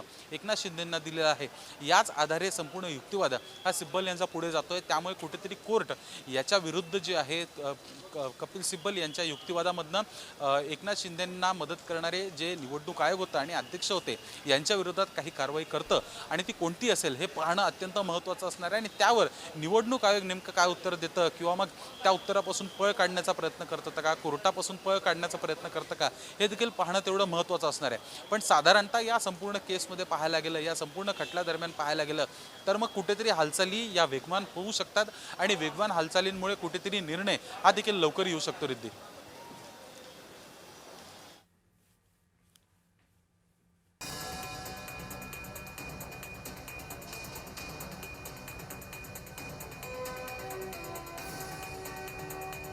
या सगळ्या तपशिलाच्यासाठी आता वळतो आहोत या संदर्भातल्या काही महत्त्वाच्या ठळक घडामोडींच्या निमित्तानं. बातमीपत्राच्या सुरुवातीला आपण आत्ता पाहतो आहोत तो कपिल सिब्बल यांच्याकडून ठाकरेंची बाजू मांडण्याच्यासाठी केलेला युक्तिवाद आहे. सादिक अली प्रकरणात कोर्टात प्रश्न उपस्थित करण्यात आलेले आहेत. सादिक अली प्रकरण हे लागू होत नाही असं सांगितलं गेलेलं आहे. पक्षफुटीच्या संदर्भात न्यायालयीन खटल्याच्या निमित्तानं सादिक अली प्रकरणाचा संदर्भ ऐतिहासिक समजला जातो. या प्रकरणात कोर्टामध्ये प्रश्न उपस्थित झाले आणि महत्त्वाचं म्हणजे दोन्ही बाजूंची मतं लक्षात घेण्यात आली असं सिब्बल सातत्यानं सांगू पाहतात. पुढचा तपशील असा आहे की जी घटना 2018ची आहे त्यानुसार अधिकार ठाकरेंकडे होते. शिंदेंकडे वेगळे असे कुठलेही अधिकार नव्हते. पक्ष आपणच असं सांगणं ही पळवाट आहे असंही सिब्बल म्हणालेले आहेत. सिब्बल जे काही सांगतात ते प्रत्यक्षात उद्धव ठाकरेच न्यायालयाला सांगतात कारण ते ठाकरेंचे वकील आहेत. आपल्या समोर येणारा तपशील हा सादिक अली प्रकरणाच्या संदर्भातला आहे.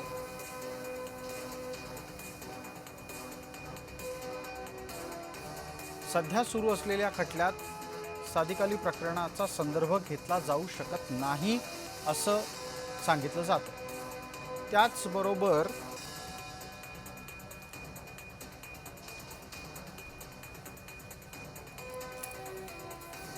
सादिक अली प्रकरणाचा संदर्भ आपण आता पाहतो आहोत. आयोगानं आधी निकाल दिला मग तर्क दिला अशाही स्वरूपाचं वक्तव्य सिब्बल यांच्याकडून करण्यात आलेलं आहे.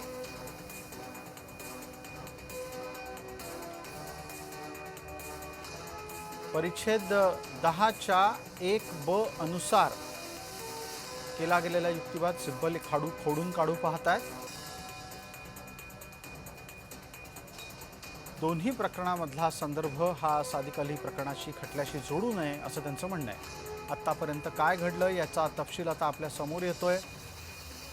2018च्या घटनेनुसार अधिकार ठाकरेंकडेच आहेत असं सिब्बल म्हणाले. आमचे सहकारी आणि प्रतिनिधी मनोज भोयर आता आपल्यासोबत जोडले गेलेले आहेत. मनोज, माझा आवाज आपल्यापर्यंत येतोय? प्रसाद येतो. जी, धन्यवाद. आत्ताच्या घडीला सर्वोच्च न्यायालयामध्ये सुरू असलेल्या सुनावणीच्या निमित्तानं आपण चर्चा करतो आहोत. तुम्ही सुद्धा हा सगळा तपशील टप्प्याटप्प्यानं आपल्या प्रेक्षकांपर्यंत पोहोचवत आहात. आत्ताच्यापर्यंत जी सुनावणी झाली त्यातला कोणता मुद्दा अत्यंत महत्त्वाचा असा आपल्याला वाटतो? सिब्बल आपला बचाव मांडतायत आणि सिब्बल आपला बचाव मांडत असताना ठाकरेंची बाजू मांडताना असं वारंवार सांगू पाहतायत की अध्यक्षांनी घेतलेला निर्णय चुकीचा होता. पण आपल्यालाही मनोज अत्यंत बारकाईनं हे लक्षात आलं असेल की त्यावेळेला अध्यक्ष या पदावर कोणीच नव्हतं आणि जे उपाध्यक्ष होते ते कार्यवाहक म्हणजे केवळ हंगामी अध्यक्ष म्हणून काम पाहत होते आणि त्यांच्या अधिकार क्षेत्रालाच तेव्हा आव्हान मिळालेलं आहे. बोला. अगदी, पण जेव्हा विधानसभेचा उल्लेख होतो स्वाभाविकपणे विधानसभा अध्यक्ष अशीच एक संज्ञा वापरली जाते कोर्टामध्ये. पण आपल्याला माहिती आहे की त्यावेळेला नरहरी झिरवाळ होते आणि अध्यक्षपदाचा वाद हा होता शिल्लक. आता माझ्याकडे सांगण्यासारखं म्हणजे दोन गोष्टी महत्त्वाच्या आहेत. एक तर की पॉईंट्स आपल्याला जे दिसत आहेत या सुनावणीमधले, आणि दीर्घकाळ चाललेली ही जी काही सुनावणी आणि त्यातले काही महत्त्वाचे युक्तिवाद आहे त्याचा प्रतिवाद करण्याचा प्रयत्न हा एकनाथ शिंदे गटाच्या वकिलांकडून म्हणजे शिंदेंकडूनच होणार आहेत. ते नेमके त्यांचे मुद्दे कुठले कुठले असू शकतात हे सुद्धा आपण या दरम्यान आपण पाहणार आहोत. आता मला जे काही महत्त्वाचे मुद्दे दिसतात ते म्हणजे शिवसेना कुणाची, धनुष्यबाण कुणाचा, हा सुप्रीम कोर्टातला अत्यंत निर्णायक युक्तिवाद जरी सुरू असला तरी सुद्धा एक अत्यंत महत्त्वाची गोष्ट या निमित्तानं आहे की पक्षाच्या संघटनात्मक नियंत्रणाबाबत केलेली जी काही निरीक्षणे आहेत ठाकरे गटाच्या युक्तिवादात जी अत्यंत महत्त्वाची ठरू शकतात. आणि सर्वोच्च म्हणजे या निवडणूक आयोगाचा जो काही निकाल आहे तो कसा बरोबर आहे हे सांगण्याचा प्रयत्न हा शिंदेच्या गटाकडून होईल. कपिल सिब्बलांचा शिंदे गटांवर थेट हल्ला असा आहे की आमदारांच्या फुटीला पक्षातील फूट मानता येणार नाही, हा युक्तिवाद महत्त्वाचा वाटतो कारण ही अंतिम टप्प्यातली सुनावणी आहे.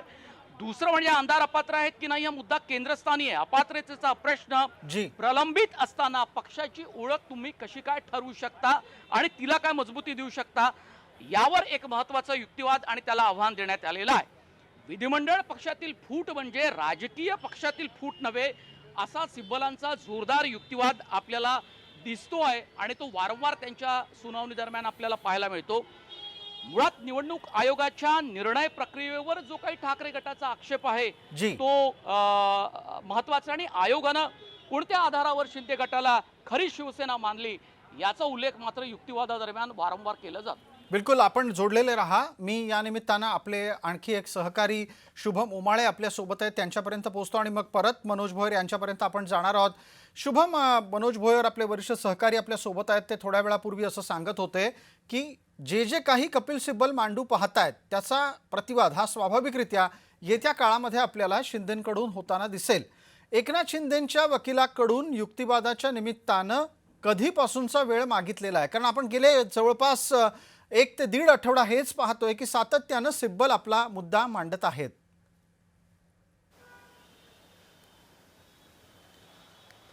अर्थातच कपिल सिब्बल यांनी कोर्टापुढे वेळ मागितली होती की मला माझं बोलणं मांडायचं आहे, मला युक्तिवाद जो आहे तो करायचा आहे. कोर्टापुढे संपूर्ण बाजू जी आहे उद्धव ठाकरेंचीही मांडायची आणि त्यानुसार मागील 2 आठवड्यांपासून सुनावणी जी आहे ती सुप्रीम कोर्टात शिवसेना पक्ष आणि चिन्हाबाबत उद्धव ठाकरे यांचे जे वकील आहेत कपिल सिब्बल यांच्याकडनं करण्यात येत आहे.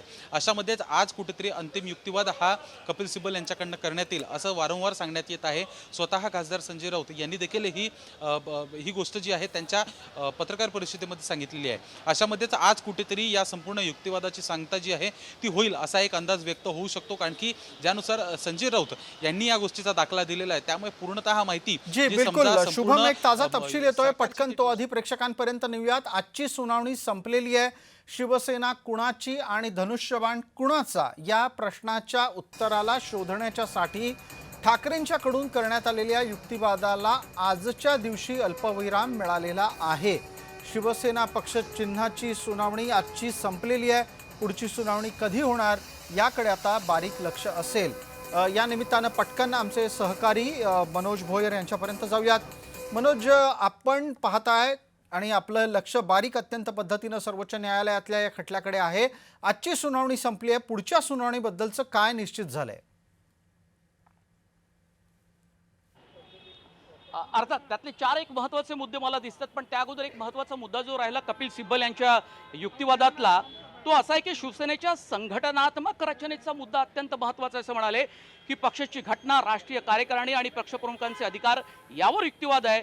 दलबदलाला प्रोत्साहन मिळेल असा कायद्याचा अर्थ लावू नका असा युक्तिवाद, जोरदार युक्तिवाद हा यांनी केला आहे. आणि दुसरं म्हणजे सुप्रीम कोर्टाचं एक महत्त्वाचं निरीक्षण आहे, कारण हे अत्यंत महत्त्वाच्या वळणावर अत्यंत महत्त्वाचं युक्तिवाद की लोकशाही जिवंत ठेवण्याची जबाबदारी केवळ न्यायालयाची नाही, ती सामूहिक असल्याचा त्यांचं म्हणणं आहे.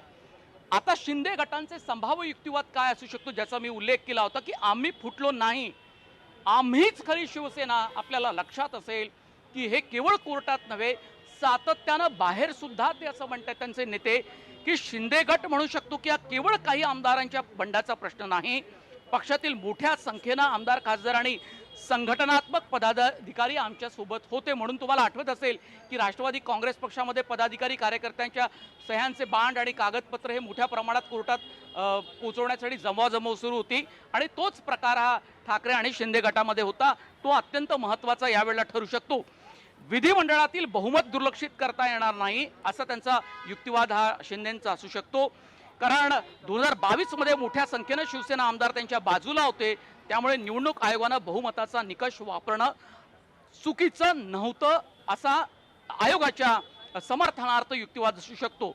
पक्ष आणि विधिमंडळ पक्ष पूर्णपणे वेगळे मानता येणार नाहीत हाही युक्तिवाद आपण लक्षात घेतला पाहिजे की political party plus legislature party असा युक्तिवाद ठाकरे गट करतोय. पण शिंदे गट त्याला प्रत्युत्तर देताना सांगू शकतो की विधिमंडळातील निवडून आलेले प्रतिनिधी हे पक्षाच्या लोकशाही ताकदीचा अत्यंत महत्त्वाचा भाग आहे. जी निवडणूक आयोगाला पॅराग्राफ 15 अंतर्गत अधिकार आहे असा युक्तिवाद ते करू शकतात. हा जी महत्त्वाचा जी जी आपण जोडलेले राहा. शुभम उमाळे यांच्यापर्यंत पोहोचूयात. शुभम उमाळे, एक नवा तपशील असा आहे की सिब्बल यांचा युक्तिवाद अद्यापही संपत नाहीये आणि शुभम उमाळे, आपल्याला हे लक्षात घ्यायला लागेल की सिब्बल यांचा युक्तिवाद लांबत चाललेला आहे. ते आणखी काही वेळ घेऊ पाहतायत. त्यांनी उद्याचा पण दिवस मागून घेतलाय. सिब्बल एवढा वेळ का मागतायत सातत्यानं?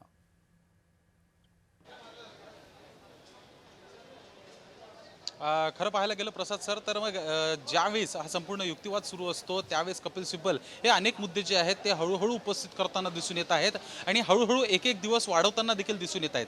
कुठेतरी हा पक्ष आणि चिन्हाचा जरी मुद्दा असला तरी मात्र हे संपूर्ण एक कुठेतरी ज्यानुसार हा खटला सुरू आहे त्या खटल्यामध्ये कपिल सिब्बल हे उद्धव ठाकरे यांचे एक वकील आहेत आणि वकील असल्या कारणामुळे त्यांची देखील एक मोठं मानधन आहे आणि या मानधनाची संपूर्ण एक प्रक्रिया समजा पाहायला गेली तर प्रत्येक तारखेनुसार होत असते. त्यामुळे वाढणाऱ्या प्रत्येक तारखेनुसार कुठेतरी मानधन हे देखील आता वाढतं. अशामध्ये समजा पाहायला गेलं तर युक्तिवाद हा आजचा सुनावणी जी आहे ती संपलेली आहे आणि अशामध्येच उद्या पुन्हा एकदा कपिल सिब्बल आपला युक्तिवाद करणार आहेत. उद्याचा अजून एक दिवस जो आहे तो वाढवून कपिल सिब्बल यांनी मागितलेला आहे. अशामध्येच कुठेतरी वेळ जो आहे तो शिंदे गटाच्या सर्व वकिलांसाठी हा देखील वाढताना दिसून येत आहे. संपूर्ण गोष्टींना कशा पद्धतीने काउंटर करतात, कशा पद्धतीने एकनाथ शिंदे यांचाच पक्ष हा खरा आहे, संख्याबळानुसार विधिमंडळ पक्ष आणि राजकीय पक्ष हा एकच आहे, या संपूर्ण गोष्टी कुठेतरी विश्वासात घेऊन देवदत्त कामत असतील किंवा इतर वकील जे शिंदे गटाचे असतील ते आता कोर्टापुढे मांडतील. शुभम, आता आपण असं म्हणालात की कपिल सिब्बल यांनी वेळ वाढवून घेतलाय, त्यामुळे शुभम एक आणखी खुलासा आपल्याला या निमित्तानं करता येऊ शकतो आणि तो असा आहे की शिंदेंचे वकील ज्या वेळेला युक्तिवादाची सुरुवात करतील तेव्हा त्यांनाही कदाचित इतकाच वेळ हा त्यांच्या प्रतिवादासाठी लागू शकतो. परिणामी निकाल आणखी लांबू शकतो का शुभम? जी अर्थातच या संपूर्ण सुनावण्या दोन्ही पक्षाच्या जरी कोणत्याही तारखेला संपत असतील, जो वेळ वाढत आहे त्याच्यामध्ये वाढता वेळ पाहता या सुनावण्या संपल्यानंतर निकालासाठी देखील एक वेगळी तारीख देण्यात येईल आणि त्या वेगळ्या तारखेवरच अवलंबून आहे की निकाल हा आता किती वेळाने लागेल किंवा याला अजून किती कालावधी हा लागू शकतो. अनेक कोर्टामध्ये समजा पाहायला गेलं, सुप्रीम कोर्ट असेल किंवा मग डिस्ट्रिक्ट कोर्ट असेल किंवा अनेक कोर्टमध्ये अनेक खटले हे अजून देखील सुरू आहेत. इतकंच नाही तर निवडणूक आयोगाच्या विरुद्धमध्ये असलेले खटले हे देखील अजून सुरू आहेत. अशामध्ये समजा शिवसेना पक्ष आणि चिन्हाबाबतचा निर्णयाची सुनावणी करण्यासाठी किंवा निकाल वाचन करण्यासाठी कोर्टाने एखादी तारीख दिली तर ती नेमकी कधीची असेल आणि यामध्ये देखील अजून किती कालावधी जाईल याच्याबद्दल कोणत्याही प्रकारे निश्चिती ही नाहीये. अशामध्येच तोपर्यंत धाकधूक ही दोन्ही उद्धव ठाकरे यांना देखील असणार आहे आणि एकनाथ शिंदे यांना देखील असणार आहे. पण या संपूर्ण प्रकरणामध्ये पाहायला गेलं तर कपिल सिब्बल यांनी जो वेळ आता वाढवून घेतलेला आहे, तिसरा आठवडा सुरू झालेला आहे, 6 दिवस संपूर्ण झालेले आहेत. एवढाच वेळ शिंदे गटाला लागू शकतो का की संपूर्ण गोष्टी त्या आवरत्या घेत संपूर्ण आपला युक्तिवाद हा संपून मात्र फक्त निकाल काय असेल, कोर्ट काय सांगेल याच्या पुढे आपले डोळे ठेवतात हे पाहणं महत्त्वाचं असणार आहे. बिलकुल शुभम, आपण या निमित्तानं चर्चेच्या पुढच्या टप्प्यात आपल्यापर्यंत येऊच. आता पटकन आपले सहकारी मनोज भोयर यांच्यापर्यंत जाणार आहोत. दरम्यान आत्ताचा एक जो तपशील आपल्या समोर आहे तो एकदा पटकन वाचतो. शिवसेना कुणाची आणि चिन्ह कुणाचं याच्या संदर्भातली किमान आजची सुनावणी संपली आहे. म्हणजे आजचा युक्तिवाद हा थांबला आहे, तो अल्पविरामासाठी थांबलाय कारण उद्या दुपारी 4 वाजेपर्यंत युक्तिवाद पुन्हा सुरू होऊ शकतो, म्हणजे चालू शकतो. सिब्बल यांनी वेळ वाढवून घेतलेली आहे.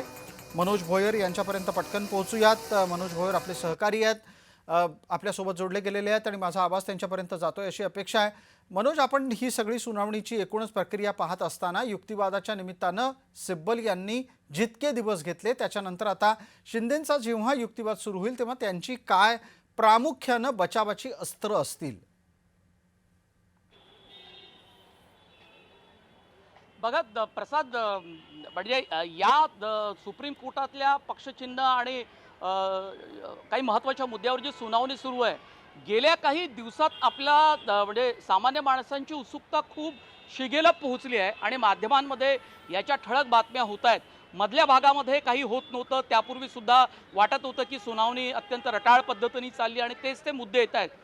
पण आत्ताच्या घडीला मात्र आपल्याला हे लक्षात घ्यायला पाहिजे की प्रतिवाद करताना शिंदे गटाचे मुद्दे हे कोणते असतील. त्यामुळे सामान्य माणसांची उत्सुकता सुद्धा शिगेला पोहोचली आहे. त्यामुळे शिंदे गटासाठी सर्वात मोठं आव्हान, आणि त्यातही हे आव्हान पेलताना, त्याला सामोरं जाताना कोर्टाचे 2 निरीक्षण मी तुम्हाला वाचून दाखवतो. जी. ते म्हणजे सुप्रीम कोर्टानं अलीकडेच म्हटलं होतं की फक्त आमदारांचं संख्याबळ म्हणजे पक्षाचं बहुमत असं सरळ समीकरण आपल्याला करता येणार नाही आणि खरा पक्ष ठरवण्यासाठी स्पष्ट निकष त्यासाठी आवश्यक आहेत.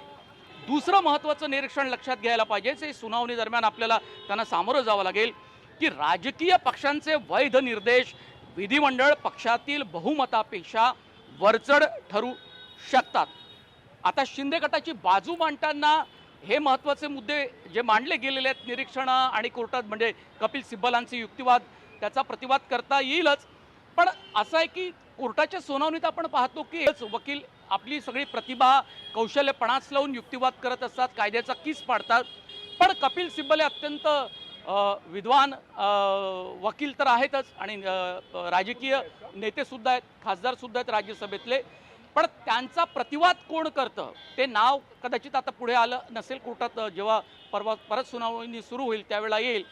पण जरा त्यांची उत्सुकता पण खूप ताणली असेल की याचा लवकरात लवकर आपण प्रतिवाद करायला पाहिजे. पण कपिल सिब्बल मात्र पुन्हा एकदा वेळ वाढून घेत आहेत. शिंदे गटाची बाजू एका ओळीत जर आपल्याला मांडायची झाली तर आम्ही पक्ष सोडलेला नाही, आम्ही शिवसेना आहोत. आमदारांचं बहुमत, पक्षातील समर्थन आणि निवडणूक आयोगाचा पॅराग्राफ 15 अंतर्गतचा अधिकार, या 3 आधारावर शिंदे गटांची बाजू उभी राहू शकते. ठीक आहे. शुभम उमाळे आपल्यापर्यंत पटकन येतो. आमचे सहकारी आणि प्रतिनिधी शुभम उमाळे ही आता आपल्यासोबत आहेत. शुभम, याच पद्धतीनं जर समजा हा निकाल दर युक्तिवादाच्या साठी थांबत वाट पाहत राहिला, अर्थात नैसर्गिक न्यायानं ते गरजेचं सुद्धा आहे, तर अंदाजे निकाल याला आणखी किती दिवस लागू शकतील? कारण येत्या काही दिवसामध्ये सण आणि सुनावण्या या दोन्ही जवळपास येतील, त्याही सुट्ट्या कदाचित आपल्याला पाहायला मिळू शकतात.